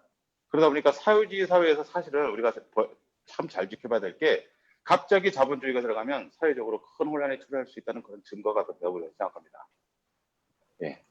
김정은은요. 신뢰주의를 추구하는 사회주의자라고 저는 봅니다. 김부자의 교지를 부정하기도 하고요. 김부자, 과거의 아버지, 할아버지의 교지를 부정하기도 하고요. 선대의 신격화를 반대하고 있습니다. 뭐 예를 들어서 뭐 옛날에 뭐 솔방울로 뭘 했다, 뭐 그런 거 거짓말이다, 이게 말도 안 된다. 식역화를 반대하고 있고요. 교지를 부정해요. 자기 부모님이 했던 일들을. 그것은 그가 실리주의자이면서 사회주의를 기반으로 한 실리주의자라고 저는 생각이 됩니다. 그리고 민심이 천심이라는 걸 알고 있는 것 같아요. 민심이 원하는 것은 부정부패를 잡고 그리고 잘 먹고 잘 사는 것이다 라는 것을 아는 것 같아요. 네. 대남 적대 정책을 앞으로 펼지, 아까 우리 폭파했듯이, 또는 남북 협력 사업을 진행할지는 지켜봐야 될 일이고요. 또 부패한 권력 층들 내에서 돈주가, 아까 얘기했던 우리 돈주들 또는 시장 경제를 운영하고 있는 사람들이 이 부패와 함께 정리가 될지 아니면 살아남을지가 아마 북한의 미래를 예측하는데 큰 주제가 될 거라고 생각이 되고요. 그렇지만 저는 현재 북한의 상황으로 이렇게 뭐 민심을 바라보는 차원에서 보류했다고 저는 보고, 그것을 본다면 희망이 보인다. 그래서 북한 인민이 모두가 물 잘 나오고요, 전기 잘 들어오고요, 기와집에서 이 밥에 고깃국을 먹을 수 있는 그런 시대가 빨리 오기를 기대하면서 오늘 강의는 여기까지만 하겠습니다. 예. 네, 감사합니다. 수고 많으셨어요. 저희 또 질문이 많이 들어와 있어서 시간을 조금 더 이렇게 타이트하게 운영하려고 메시지를 드렸는데 질문 드릴게요. 예. 대신협의회 권종현 의원님, 예, 네. 일반인들 사이에 위화감과 그에 대한 반발이 생기면 이런저런 사건, 사고들이 많이 발생할 것 같은데 이런 문제는 없나요? 그리고 민심을 얻고 변혁을 이루기 위해서는 김정은 입장에서는 새로운 인재와 세력을 등용해서 새로운 권력 지지 세력으로 만들 필요도 있을 듯한데 이런 정책은 실행되고 있지 않을까요? 질문 주셨습니다. 권종현 위원장님 뮤트 좀 풀어주시고. 권종현, 네. 안녕하세요. 이거는 1시간짜리인데 질문이. 시간이 많이 없으니까 좀 짧게 부탁합니다. 네네네. 좋은 말씀 이렇게 듣다 보니까 첫 번째 질문은 왜 중국도 약간 가십성으로 뭐 왕국총이나 뭐 이런 친구들이 이렇게 좀 사회 일반인들이 바라보기에 눈살을 찌푸리게 하는 과다한 어떤 보혜 과시나 뭐 이런 것들이 뭐 매체에서 보도가 되기도 하고 뭐 이러잖아요. 근데 좀 전에 말씀하실 때 이제 뭐 마약도 많이 한다고 하고 또 실제로 한번 뭐 데이트 비용으로 500불씩 쓴다고 말씀도 하시고 했으니까 그런 것들을 주변에서 이제 바라보는 사람들이 그렇지 못한 상황에 있는 사람들이라면, 혹은 뭐 군대 내에서 학교 내에서 뭐 이런 것들이 많이 갈등이 표출될 것 같거든요. 그리고 그런 것들이 사실은 권력을 뒤집게 하는 어떤 가장 큰 어떤 동기 뭐 이런 게 될 수도 있을 것 같은데, 그런 것들이 이제 사건 사고가 발생하고 이슈화되는 일들은 많이 없는지가 이제 궁금해갖고 첫 번째 질문 드렸던 거고요. 두 번째 질문 같은 경우는 이제 뭐 말씀 주셨던 것처럼 김정은이 이렇게 뭔가 기존의 어떤 내려왔던 것들 중에 좀 더 실리적으로 많은 것들을 바꾸려고 한다면 사실은 제일 먼저 해야 되는 일 중에 하나가 인재 등용일 것 같거든요. 근데 그런 부분에 대한 움직임은 없는지 궁금해서 여쭤봤습니다. 예, 간단하게 일단 말씀드리고 차후에 이것을 대화할 기회가 있을 겁니다. 강의할 기회가 있을 텐데요. 자, 갈등이 있죠. 근데 북한이라는 사회가 대전제가 뭐냐면 꼼짝 말하는 거죠. 그러니까 뭐 어찌됐든 백을 갖고, 보안성에 백을 갖고 보위부에 백을 갖고 있는 사람을 못 건드리는 거예요. 여기도 중국도 옛날에 좀 그런 경향이 있긴 했어요. 그래서 당연히 그게 불만이죠. 근데 불만이라는 것이 포기하는 거예요. 네, 그렇게 말씀드리고 싶고, 그 다음에 이제 인재 등용, 세력의 등용에 대해서는 당연합니다. 김정은의 장점은 뭐냐면 초, 중, 고 대학 1년 특기반을 특수반을 다닌 거, 중합대, 군관대학, 김일성 종합대학, 군인대학이라고 뭐 이름하는데 거기에 1년 있었고 군대에 6개월 있었어요. 근데 중요한 건 초, 중, 고등학교, 대학교까지 인맥이 없어요, 북한 내에. 그러니까 오히려 챙겨줄 사람이 없는 거죠. 내가 챙길 필요가 없는 거죠. 그래서 새로운 세력으로 들어오는 분들이 뭐냐면 여성을 주로 많이 들어오죠. 뭐 현송월, 그다음에 최선희, 그다음에 뭐 이런 여성을 많이 들어오게 하고, 그다음에 김여정의 경우는 김여정도 비슷합니다. 몇 시에 하는 거냐? 김정일이 김여정에게 대학 3년을 보낼 때 대학 3년이 이제 김여정 종합대 법률대학 특설반, 그다음에 뭐 상업대학 무슨 정순 상업대학인데 그 상업대학에도 같이 3년을 공부했는데요. 그때도 보면은 40명을 여자들 저기 같이 공부하게 해줬어요. 그 40명이 현재 내부적인 세력들이라고 저는 생각합니다. 그네들이 많은 결정을 하고 있다고 생각하고, 그래서 중요한 건 과거와 단절되어 있습니다. 그래서 개혁할 수 있다. 그리고 세력들이 이미 구축되어 있다. 그리고 과거는 부정부패를 잡을 수 있다라고 생각을 합니다. 조금 더 자세한 건 차후에 우리가 한번 같이 공부해 보도록 하죠. 네, 답변 감사합니다. 이제 마지막 질문 드릴게요. 케이프타운의 이은상 의원님이 다시 한번 질문 주셨는데요. 네. 북한 여행을 위해 해외 교포들이 어떤 준비를 할 수 있을까요? 여행할 수 있는 조건이랄까요? 북한도 외화벌이를 위해 외국인들이나 남한이에 세계 각 지역에 살고 있는 한국인들에게 어떤 입장을 갖고 있을까요? 관광사업 측면에서 말이죠. 네. 그리고 김일성 대학이라든가 북한의 각 대학들에서 외국인 전형들이 어떻게 이루어지는지요? 네, 이렇게 질문 주셨습니다. 일단 뭐 시간이 안 되니까 제가 그냥 바로 네. 말씀을 드릴까요? 네. 일단은 그 관광 차원에서 좀 재밌는 게 하나 있어요. 관광 차원에서 내부적으로 제가 알기로는 중국에서 100만 명의 해외 관광객을 북한으로 보내주겠다 해가지고 관광을 굉장히 활성화시켰어요. 관광 시설을. 근데 코로나 때문에 망가졌습니다. 여간에 그 관광 쪽에 보면 굉장히 많은 것들을 하려고 하죠. 그게 큰 외화벌이 사업이니까. 그 중에서 한국인의 경우는 어떻게 되냐면 영주권이 있거나 저희가 있어야지 갈 수 있죠. 시민권이 있어야 갈 수 있고 한국인은 여행 불가입니다. 앞으로도 그건 여행 쪽은 그럴 것이고요. 다만 지금 풀려 있는 건 어떤 거냐면 준 영주권자라는 제도가 있습니다. 이게 올해 새로 생겼습니다. 준 영주권자. 그래서 1년 이상 해외에 체류하는 사업가입니다. 사업가가 투자하게 유도하려고 해요. 사업가들에게 투자를 목적으로 한 방문은 하는 걸로 올해부터 시작이 됐는데, 그것도 전혀 그게 시작은 했는데 진행은 안 되고 있습니다. 예, 그리고 외국 학생들의 대학 전형에 대해서는 제가 깊이 있게 잘 모르겠습니다. 그런데 제가 알기로는 그거는 이제 대학 간에 외국 대학과 북한의 대학 간의 교류는 많이 하고 있는 걸로 알고 있습니다. 자세한 깊은 내용은 제가 잘 모르겠습니다. 이상입니다. 지금 질문이 마지막으로 하나 더 들어왔는데요. 네. 신협의 박재영 의원님 질문 주셨습니다. 돈주 자녀들의 생활상에서 마약을 손에 댄다고 하는데 마약을 하고 돈을 풍족하게 쓴다는 것은 젊은이들이 정신적으로 퇴폐해질 수도 있다는 것이겠지요. 그렇다면 이 젊은 계층들의 성문화도 좀 문란해질 수 있지 않을까요? 질문 주셨습니다. 좋은 질문이신데 제가 이 성문화 당연히 퇴폐되어 있습니다. 퇴폐가 도를 넘어섰죠. 한국보다도 더 심하다고 저는 생각합니다. 1% 내에서는 아주 많은 것들이. 그리고 마약이 왜 시작이 됐냐면 마약 생산국이거든요. 그러다 보니까 많이 풀리게 된 거고, 그것도 뇌물하고 연계가 돼 있어요. 그래서 마약이 심각한 문제라고 저는 이 권력층 내에서 하시는 문제라고 생각을 하고요. 성문화도 그렇겠죠. 제가 지금 20대면은 그 답변을 드릴 수 있을 것 같은데 그쪽에 연구를 안 했네요. 공부를 안 했습니다. 제가 준비해서 다음번에 말씀드리도록 하겠습니다. 네, 감사합니다. 네, 수고 많으셨습니다. 네. 긴 강연 해주신 저희 김병건 강사님과 또 이렇게 같이 참여해주신 모든 분들 수고 많으셨습니다. 네, 저희가 지금 약간 지연된 거를 감안하면 시간 안에 마무리할 수 있을 것 같은데 마지막 코너로 북한 용어 퀴즈가 있어요. 퀴즈가 준비되어 있는데 그 전에 지금 저희 전 세계에서 그리고 베이징에서 또 한국에서 이렇게 접속해 주셔서 이렇게 어디 접속했는지 한번 안내만 드릴게요. 아까 말씀드린 핀란드, 일본 동부, 호치민, 아프리카 케이프타운, 샌프란시스코, LA, 세종시, 독일, 시드니, 보스턴, 토론토, 베이징, 텐진, 시안, 칭다오 이렇게 다 오늘 모여주셨습니다.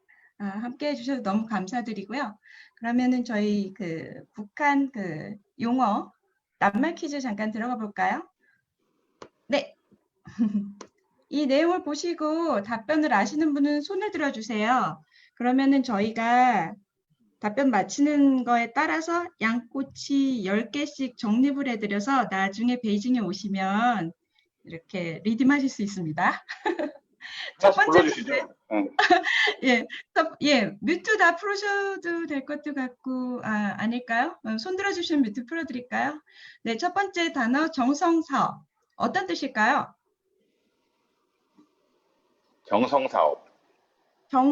힌트를 드리면 정성스러운 사업이에요. 더 어려워요. 답변하시는 분 없으세요? 지금 김익재 위원님이 국책사업, 연애, 웨어버리, 정성스러운 사업 막 이렇게 많이 직접 채팅창에 써주고 계시네요.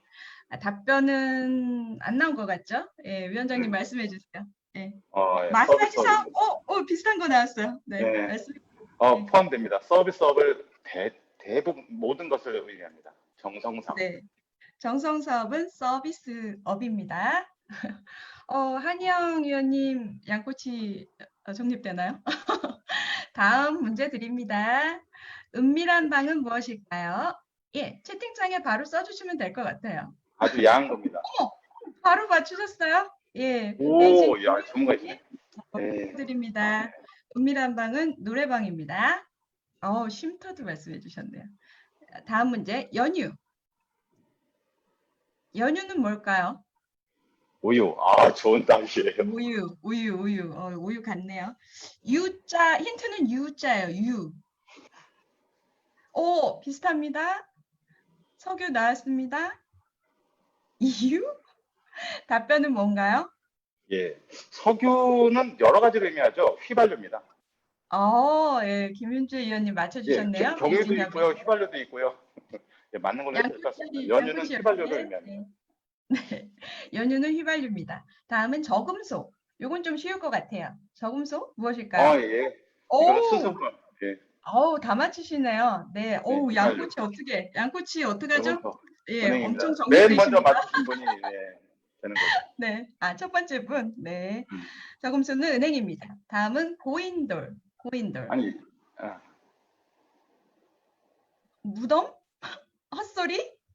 꼰대? 이거는 저희 죄송합니다. 이거는 저희 믿습니다. 고인 돈입니다. 고인 돈이 아니고. 죄송합니다. 못 찾았네요. 그러면 고인 여기 계신 돈. 모든 고인 분들에게 돈. 양꼬치 10개씩 네, 쓰세요. 고인 돈으로 문제를 내면 되죠. 왜요? 고인 돈. 고인돈. 네. 잔돈, 이자. 아직 답 안 나왔어요. 네.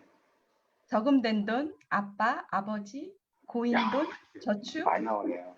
네. 네. 아직 안 뭘 나왔어요. 보였다? 비상? 비자금? 아니요. 아닙니다. 아닙니다. 비자금. 어허. 뭘 보였다?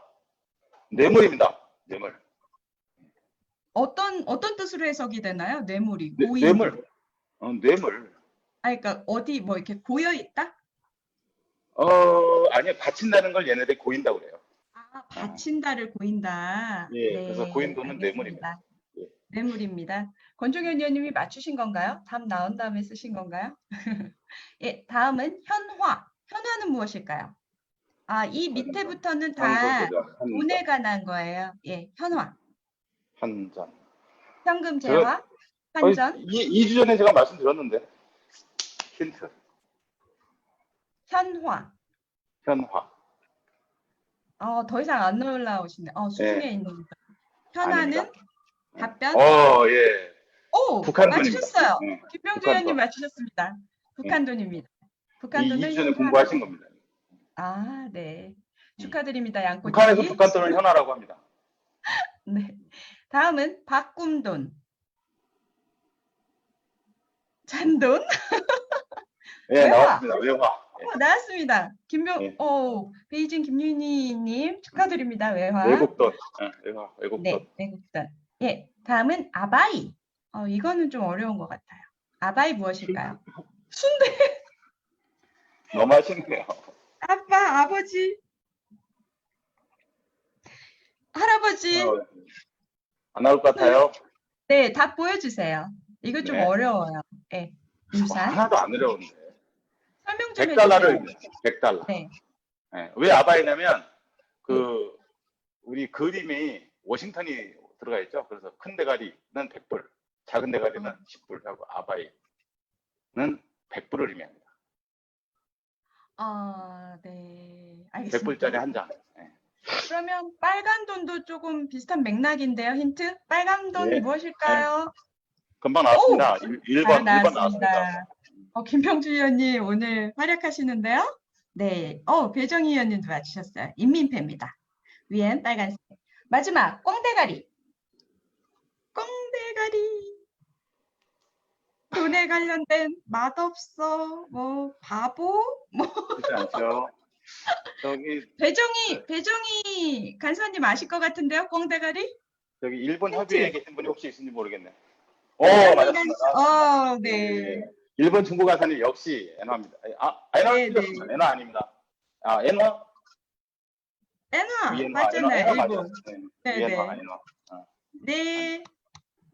축하드립니다. 그러면 그것도- 우리 양꼬치 그 리스트 쭉 한번 김학준 위원님 빨리 이렇게 체크해 놓으세요. 근데 엔화가 왜 꽁대가리인지 설명 여쭤봐도 될까요? 예, 일본 돈에 10,000엔짜리 보면요, 꽁이 그려져 있습니다. 맞나요? 그려져 있나요? 배정희 위원님? 체크하시러 가신 것 같아요. 네. 이로써 뒤쪽에. 저희 퀴즈 있으세요? 보여주세요. 앞에는 이렇고요. 네네. 뒤쪽에 배정희. 이걸 말하는 건가? 네, 그렇습니다. 이게 꽁대가리. 또 일본에서 오시니까 확실히 바로 확인이 팩트 되네요. 감사합니다. 감사합니다. 확인해 주셔서. 그래서 북한에서는 꽁대가리라고 합니다. 10,000원짜리, 10,000엔짜리. 네. 오늘 잘 배웠습니다. 네. 너무 감사합니다. 그래서 촬영에 참가해 주신 모든 분들 수고 많으셨고요. 저희 이제 기념 촬영 하겠습니다. 카메라 다 켜주시고 예쁘게 얼굴 잘 나오는 각도 만들어 주시고요. 저희 3강 기념이니까 이렇게 포즈를 한번 취해 볼까요? 이렇게는 안 되나? 네, 뭐 이것도 좋고 3강. 네, 포즈 취해 주세요. 촬영하겠습니다. 하나, 둘, 셋. 한 번 더. 하나, 둘, 셋. 네, 감사합니다. 너무 감사합니다. 감사합니다. 수고 네. 많으셨습니다. 네, 여러분 저 감사합니다. 이상으로 베이징협의회 온라인 평화통일 아카데미 제3강 마치겠습니다. 제4강 감사합니다. 안내드립니다. 저희가 총 15강이잖아요. 7월 11일 토요일 오후 같은 시간입니다. 8시. 한국인의 힘, 한류에 대해서 현재 북한의 한류 유행 상황과 미래 민간 차원의 남북 교류 방안에 대해 진행합니다. 많은 관심과 참여 부탁드립니다. 그리고 베이징 협의회에서는 운영되는 모든 프로그램의 영상 콘텐츠를 페이스북, 유튜브, 웨이보어에 업로드하고 있어요. 자, 많이 또 이렇게 지난 행사 소식, 앞으로 있을 행사 안내들을 확인하실 수 있으니까 많은 활용 바라고요. 또 지금 저희 보여드리는 그 서베이 링크가 있는데요. 강연 들으시면서 뭐 개선 사항이나 뭐 이렇게 의견 주실 만한 거 그런 것도 이렇게 서베이 링크 좀 옮겨주세요. 채팅창에. 학준 위원님. 예, 이거 조금 기입해 주시면 저희가 다음에 또 강연 안내도 해드리겠습니다. 그 의견도 반영하고요. 예, 너무 감사합니다. 우리가 만드는 새로운 한반도를 만들어가는 과정에 동참해 주신 우리 베이징 협의회 자문위원님들과 온라인 공간에 함께 하신 모든 분들께 다시 한번 감사드립니다. 감사합니다. 다음에 또 뵙겠습니다.